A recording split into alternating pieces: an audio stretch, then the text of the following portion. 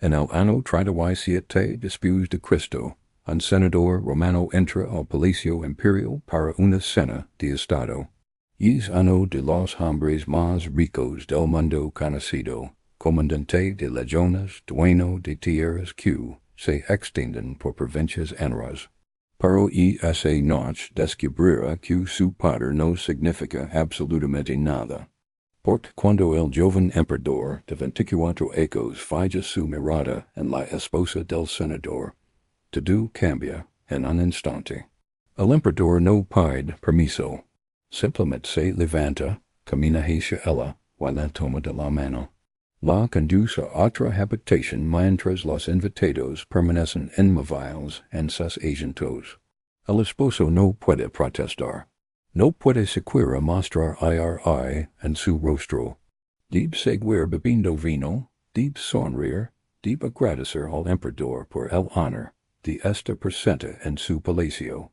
20 minutos después el emperador regresa solo, se sienta y comienza a describir en voz alta y con lujo de details lo que acaba de hacer con esa mujer. Esta no es una historia sobre locura. Es una historia sobre el arma más devastadora jamás empleada contra la aristocracia romana. Los libros de historia te hablan de Calígula como un demente que nombró cónsul a su caballo, como un tirano sexual obsesionado con el incesto. Por esas son las historias que Roma quiso que creeres. Las distracciones que ocultan una verdad mucho más aterradora. Calígula no era un loco. Era un ingeniero social que comprendió algo que ningún emperador antes había entendido. Para destruir un enemigo poderoso no necesitas matarlo. Necesitas destruir aquello que le da identidad. Y en Roma, esa identidad estaba construida sobre un solo pilar frágil, el honor familiar. Hoy vas a descubrir el verdadero sistema que implementó, cómo funcionaba exactamente y por qué su legado sobrevivió siglos después de que intentaron borrar su nombre de la historia. El nacimiento de un emperador diferente que Julio César, Augusto Germánico, nació en el año 12 después de Cristo, en una familia imperial marcada por la tragedia. Su apodo infantil era Calígula, que significa botitas pacuegas, porque de niño acompañaba a su padre germánico en las campañas militares vistiendo sandalias de soldado en miniatura. Las legiones lo adoraban. Era su mascota, su símbolo de buena suerte. Pero esa infancia aparentemente feliz ocultaba una realidad brutal. Cuando Calígula tenía 7 años, su padre murió envenenado, probablemente por orden del emperador Tiberio. Su madre Agrippina fue acusada de traición y exiliada a una isla donde murió de hambre. 2 de sus hermanos fueron ejecutados. Calígula quedó solo, un niño de familia imperial sin protección, sabiendo que en cualquier momento podía ser el siguiente en morir. Fue llevado a la isla de Capri, donde Tiberio pasaba sus últimos años, y allí aprendió la lección más importante de su vida. En esa isla, Calígula observa cómo Tiberio, el emperador más poderoso del mundo, gobernaba a través del terror psicológico. No necesitaba ejecutar a todos sus enemigos, solo necesitaba hacer que vivieran con miedo constante. El joven Calígula no solo sobrevivió esos años, estudió, memorizó cada técnica de manipulación, cada forma de quebrar la voluntad de un hombre sin tocarlo. Y cuando Tiberio finalmente murió en el año 37, Calígula heredó el trono con 24 años de edad. Roma celebró su ascenso. El pueblo recordaba a su padre germánico como un héroe. El Senado esperaba un emperador, joven y malleable, que respetara las tradiciones republicanas. Los primeros 6 meses parecieron confirmar esas esperanzas. Calígula liberó prisioneros políticos, Organizo juegos plicos espectaculares, reduyo impuestos. Paro, entonces algo cambió. O más precisamente, dejo defender. El arma invisible. La sociedad romana del siglo I funcionaba sobre un código de honor extremadamente rígido. La virtud de las mujeres de una familia determinaba el estatus de los hombres. Una esposa casta era la prueba del poder del marido. Una hija pura garantizaba alianzas matrimoniales ventajosas. El adulterio femenino no era simplemente un pecado moral, era la destrucción total de la reputación familiar. Un senador cuya esposa había sido deshonrada perdía automáticamente su autoridad política, sin importar cuántas legiones comandara o cuánto oro poseera. Calígula comprendió esto con una claridad que jale la sangre. Si podía controlar la sexualidad de las mujeres nobles, controlaría a sus esposos. Si podía obligar a esas mujeres a participar en actos que Roma consideraba degradantes, convertiría a la aristocracia en sus prisioneros psicológicos. No necesitaría ejércitos ni guardias pretorianos para mantener el orden. El miedo a la humiliación haría todo el trabajo. Así nació su primera innovación, el brutal imperio. No era un prostíbulo común ubicado en algún barrio marginal de Roma. Era una sección del propio Palacio Imperio, decorada con el lujo que correspondía a la residencia del emperador. Pero las mujeres que trabajaban allí no eran prostitutas profesionales. Eran las esposas y hijas de los senadores más prominentes de Roma. Mujeres que habían sido educadas en filosofía y literatura, que habían presidido ceremonias religiosas, que representaban el ideal mismo de la virtud romana. Calígula las convocaba al palacio bajo diversos pretextos, ceremonias religiosas, banquetes de estado, audiencias imperiales. Una vez allí recibían sus órdenes. Debían vestirse como cortesanas, maquilarse como las prostitutas del Sabura, y atender a cualquier ciudadano romano que pagara la tarifa establecida. La tarifa no era simbólica. El emperador fiaba precios específicos para cada mujer, calculados para maximizar la humiliación.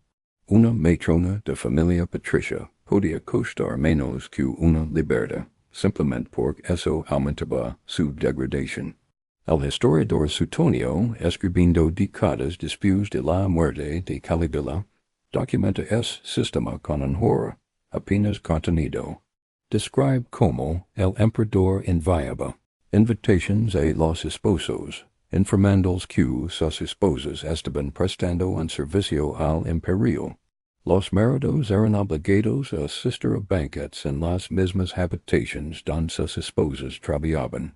A veces se cruzaban en los pasillos. A veces escuchaban voces familiares detrás de cortinas.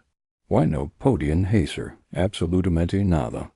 El teatro de la sumisión por Calígula no se detuvo allí. El brutal imperial era solo la primera fase de un experimento mucho más complejo. Comprendió que la humiliación impuesta desde fuera, aunque devastadora, permite a las víctimas mantener cierta distancia psicológica. Podían decirse a sí mismas que estaban siendo forzadas que no tenían opción. Calígula quería ir más allá. Quería que sus víctimas se distrayeran a sí mismas. Durante los banquetes oficiales en el palacio, el emperador desarrolló un ritual que aterrorizaba incluso a los hombres más poderosos del imperio. Caminaba lentamente entre las mesas, observando a las invitadas. Sus dedos rozaban hombros, acariciaban mejillas, se detenían en cinturas. Hacía comentarios en voz alta sobre los cuerpos de las mujeres, comparándolas entre sí como si fueran esclavas en un mercado. Y cuando finalmente elegía a una, simplemente decía, ven conmigo. La mujer se levantaba y lo seguía a una habitación contigua. El esposo permanecía sentado, la mirada fija en su copa de vino, consciente de que todos los demás invitados lo estaban observando. La conversación en la mesa continuaba forzadamente alegre. Los músicos seguían tocando. El tiempo se estiraba como una tortura. Y entonces el emperador regresaba, satisfecho, y se sentaba nuevamente en su lugar. Lo que siguió era peor que la violación misma. Calígula describía en detalle lo que acababa de ocurrir. Hablaba sobre el cuerpo de la mujer, sobre sus reacciones, sobre su técnica o falta de ella. Hacía sugerencias al marido sobre cómo debería educar mejor a su esposa. Comparaba su desapego con el de otras mujeres que había pasado en ocasiones anteriores. Y todos los presentes debían reír, asentir, agradecer al emperador por compartir sus observaciones. Este ritual convertía la violación en espectáculo público. Pero más importante aún, convertía al esposo en cómplice pasivo de su propia humiliación.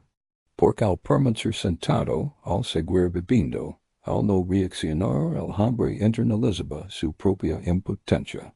Ya no era solo una víctima de Calígula, era un participante en el sistema que lo destruía. La máquina de autodestrucción. Pero Calígula tenía una innovación en más diabólica preparada. Creó lo que algunos cronistas posteriores llamarían el título de la verdad, aunque es nombre romántico oculta el verdadero horror de lo que sucedía allí. El emperador comenzó a convocar a parejas nobles a veladas privadas en el palacio. Les decía que quería comprender mejor la naturaleza del amor conyugal romano, que deseaba estudiar la pureza de los matrimonios aristocráticos. Cuando las parejas llegaban, descubrían el verdadero propósito de la invitación. Calígula les ordenaba que mantuvieran relaciones sexuales allí mismo, frente a él o frente a su corte. No era una sugerencia. Era una orden imperial. Los guardias pretorianos permanecen en las puertas. El mensaje era claro, obedecen o morían. Las parejas no tenían opción. While la mirada del emperador y decenas de observadores debían desnudarse y realizar el acto más íntimo de sus vidas convertido en espectáculo público. Pero Calígula no se limitaba a observar pasivamente. Interrumpía, daba instrucciones, corregía posiciones, hacía comentarios sarcásticos. Convertía el amor en una actuación que él dirigía como un director de teatro perverso. Algunos cronistas sugieren que tomaba notas. Otros afirman que después comparaba el desapego de diferentes parejas en voz alta durante banquetes posteriores. Lo que sabemos con certeza es que ninguna pareja que pasaba por esa experiencia volvía a ser la misma. El acto que debería haber sido privado y sagrado había sido profanado de la manera más absoluta posible. Calígula había descubierto algo que los psicólogos modernos confirmarían 2000 ecos después. La humiliación autoinfligida es infinitamente más destructiva que la humiliación impuesta. Cuando una persona es forzada a participar activamente en su propia degradación, cuando debe ejecutar con sus propias manos los actos que la destruyen, el daño psicológico es permanente e irreparable. Los senadores que pasaban por estas experiencias desarrollaban lo que hoy llamaríamos trauma severo. Evitaban la mirada de sus esposas. Algunos dejaban de tocarlas por completo. Las mujeres lloraban en silencio sabiendo que lo que habían compartido con sus maridos había sido violado por la mirada imperial. Los matrimonios se convertían en campos de batallas silenciosas donde cada noche traía el recuerdo de aquella humiliación al archivo del terror. Pero la verdadera genialidad diabólica del sistema de Calígula no estaba en los actos mismos, sino en lo que hacía con la información que recopilaba. Cada detalle de estas veladas era registrado meticulosamente por escribas imperiales. Quien había obedecido inmediatamente y quien había dudado, quien había logrado y quien había mantenido la compostura. Q pareas habían mostrado placer involuntario, y quales habían permanecido tensos durante todo el acto. Este archivo se convirtió en el arma política más poderosa del imperio. Calígula ya no necesitaba amenazar abiertamente a nadie. Cuando un senador osaba oponerse a alguna propuesta imperial en el Senado, el emperador simplemente sonreía y preguntaba en voz baja: ¿Quieres que lea algunos fragmentos de tu noche de verdad ante todos los presentes? El silencio volvía inmediatamente. La oposición se evaporaba. El sistema se alimentaba a sí mismo. Cada semana nuevas parejas eran convocadas al palacio. Cada banquete traía nuevas víctimas. La aristocracia romana vivía en terror constante, nunca sabiendo cuándo llegaría su turno. Las familias que no habían sido tocadas por el sistema vivían con la certeza de que era solo cuestión de tiempo. Y las que ya habían pasado por la experiencia vivían con el miedo de que sus secretos fueran revelados públicamente. Calígula había transformado el sexo en un instrumento de control estatal. Había convertido la intimidad en una herramienta de dominación política. Y lo más aterrador es que había hecho todo esto sin violar ninguna ley romana oficialmente. Porque técnicamente todas sus víctimas habían obedecido órdenes imperiales voluntariamente. Técnicamente nadie había sido obligado. El sistema era legalmente impecable y moralmente monstruoso. Los casos específicos entre los ejemplos documentados más brutales está el de Lolia Paulina, una mujer de la alta aristocracia casada con un gobernador provincial. Durante su propio banquete de bodas, Calígula se levantó de su asiento, caminó hasta ella, y simplemente la tomó de la mano. La llevó a otra habitación, mientras los invitados, incluido el recién casado esposo, permanecen paralizados en sus asientos. Cuando regresó media hora después, el emperador no mostró ninguna discreción. Describió con precisión anatómica lo que había hecho con Lolia Paulina. Comparó su cuerpo con el de otras mujeres que había pasado recientemente. Y luego, casi como reflexión posterior, anunció que se divorciaba de ella en nombre de su esposo, y la exiliaba de Roma inmediatamente. El mensaje era devastador en su claridad. El matrimonio ya no era una institución sagrada. La castidad no era una virtud protegida. El honor familiar no existía. Todo podía ser destruido en un instante por capricho imperial. Y nadie, absolutamente nadie, estaba a salvo. Otro caso documentado involucra un senador llamado Marco Valerio Masala Carvino, un hombre de impecable reputación y antigua familia. Calígula lo invitó a una cena íntima con apenas media docena de otros invitados. Durante la velada, el emperador ordenó a Carvino que describiera en detalle su vida sexual con su esposa. No preguntas generales, sino detalles específicos, posiciones, frecuencia, técnicas. Carvino intentó evadir las preguntas con respuestas vagas. Calígula insistió. Los guardias pretorianos dieron un paso adelante. Y entonces el senador comenzó a hablar violando con sus propias palabras la privacidad de su matrimonio, traicionando la confianza de su esposa, destruyendo su propia dignidad phrase por phrase. Cuando terminó, el emperador sonrió y dijo ahora: trae tu esposa mañana, para verificar si dices la verdad. La queda y el legado inmortal. El reinado de terror de Calígula duró apenas 4 años. En el año 41 después de Cristo, un grupo de guardias pretorianos liderados por Casio Quarea lo emboscó en un pasillo subterráneo del Palacio Imperial. Le asestaron 28 puñaladas. Algunas fuentes sugieren que Quarea había sido víctima de humillaciones sexuales por parte del emperador, Quae inconstant questionaba su masculinidad. La venganza fu brutal, y personal. El Senado Romano celebró la noticia como una liberación. Inmediatamente votaron la damnatio memoria. La condena de la memoria. El nombre de Calígula fu borrado de todas las inscripciones públicas. Sus estatuas fueron derribadas y fundidas. Sus retratos fueron destruidos. Se prohibió mencionar su nombre en documentos oficiales.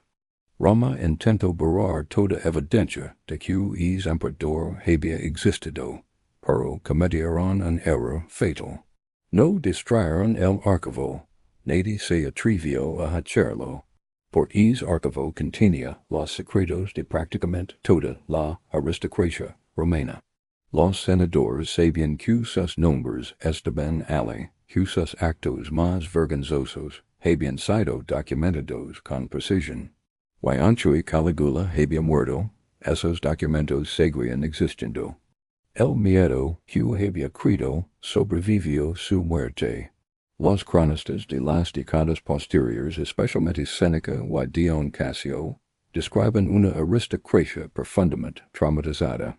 Hombres que habían comandado legiones sufrían pesadillas constantes. Algunos desarrollaban temblores incontrolables al recibir correspondencia imperial. Otros se suicidaban sin razón aparente, ecos después de Calígula hubiera muerto. Lo que hoy reconoceremos como trastorno de estrés postraumático colectivo se apoderó de la élite romana. La confianza entre esposos se había quebrado. Muchas mujeres que habían sido forzadas por el emperador fueron repudiadas por sus propias familias, consideradas impuras a pesar de haber sido víctimas. El pilar fundamental de la sociedad romana, el honor familiar basado en la castidad femenina, se había convertido en una fuente de vergüenza y dolor. Pero en más inquietante es que el sistema creado por Calígula no murió con él. Su sobrino Nerón, que gobernaría 2 décadas después, había estudiado cuidadosamente el reinado de su tío. Nerón implementó sus propias variaciones del título de humiliación, forzando a nobles a actuar como gladiadores y a mujeres aristocráticas a participar en orgías públicas. Pero Nerón cometió el error de hacerlo de manera más evidente y brutal, lo que eventualmente causó su caída. Los emperadores posteriores aprendieron la lección correcta. La humiliación como herramienta de control funciona mejor cuando es selectiva y psicológica en lugar de física y masiva. El chantaje basado en secretos sexuales se convirtió en una herramienta estándar del poder imperial romano. La estructura que Calígula había creado se refinó y se volvió más sofisticada, pero nunca desapareció. Los historiadores romanos que escribieron sobre Calígula después de su muerte enfrentaron un dilema imposible. Si describían con demasiada precisión el sistema que había creado, estarían proporcionando un manual de dominación psicológica a futuros tiranos. Si lo describían como simplemente loco y errático, estarían minimizando el sufrimiento de miles de víctimas y ocultando una verdad importante sobre la naturaleza del poder. Eligieron un término medio estratégico. Presentaron a Calígula como un demente sexual obsesionado con el placer y el exceso. Enfatizaron las historias más absurdas y descartables, que había nombrado cónsul a su caballo en Secretos, que había construido un puente de barcos solo para cabalgar sobre él, que había mantenido relaciones incestuosas con sus hermanas. Algunas de estas historias probablemente eran ciertas, otras eran exageraciones o inventos directos, pero todas servían al mismo propósito: distraer de la verdad central. Calígula no era un loco que actuaba por impulsos irracionales. Era un ingeniero social que había descubierto el punto más vulnerable de la psique humana y había construido una máquina perfecta para explotarlo. Había comprendido que la dignidad humana es increíblemente fragile, y que una vez destruida, es casi imposible de reconstruir. El verdadero legado de Calígula no está en ninguno de los excesos particulares que cometió. Está en su descubrimiento fundamental. El control más efectivo no se ejerce sobre el cuerpo sino sobre la mente. No a través de la violencia sino a través de la vergüenza. No matando a tus enemigos sino destruyendo su capacidad de resistir psicológicamente. 2000 ecos después de su muerte, el sistema de Calígula sigue resonando en las estructuras de poder modernas. Cada vez que un gobierno usa chantaje sexual contra opositores políticos, está aplicando su método. Cada vez que se filtran deliberadamente videos íntimos para destruir la reputación de alguien, se está usando su arma. Cada vez que un poder convierte la sexualidad en una herramienta de control y humiliación, el título de Calígula vuelve a abrir sus puertas. Los mecanismos específicos han cambiado. Ya no hay bordeles imperiales, ni hay veladas forzadas en palacios. Para la comprensión fundamental permanece. La vergüenza sexual es el arma psicológica más efectiva, porque ataca directamente la identidad de una persona. Y a diferencia de la tortura física que deja marcas visibles, la humiliación psicológica deja heridas invisibles que nunca sanan completamente. Calígula comprendió que no necesitas ser más fuerte que tus enemigos, si puedes hacerlos sentir más débiles que ti. No necesitas más soldados si puedes quebrar la voluntad de resistencia. No necesitas matar a nadie si puedes hacer que prefieren obedecer antes que enfrentar la humiliación. Esa es la razón por la que su sistema sobrevivió milenios mientras imperios enteros se derrumbaban. La historia que Roma intentó borrar no es la historia de un emperador loco. Es la historia de un hombre que comprendió la arquitectura de la dominación psicológica mejor que nadie antes o después de él. Transformó el deseo en obediencia, el placer en castigo y la vergüenza en estructura de Estado.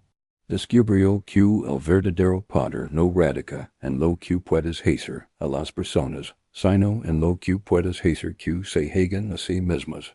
Cuando los romanos destruyeron sus estatuas y borraron su nombre, creyeron que estaban, por lo que Calígula había escrito con el sufrimiento de un imperio, no era simplemente un capítulo de historia. Era una advertencia que cada generación necesita recordar. Mientras exista poder, existirá alguien que descubra cómo usar la vergüenza como arma. Mientras el miedo a la humiliación gobierna más que el miedo a la muerte, el título de la verdad seguirá abierto en algún lugar. Invisible, silencioso, eterno.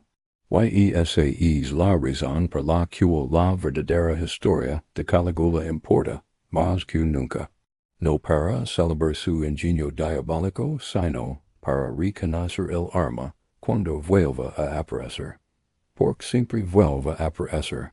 Solo cambia de forma.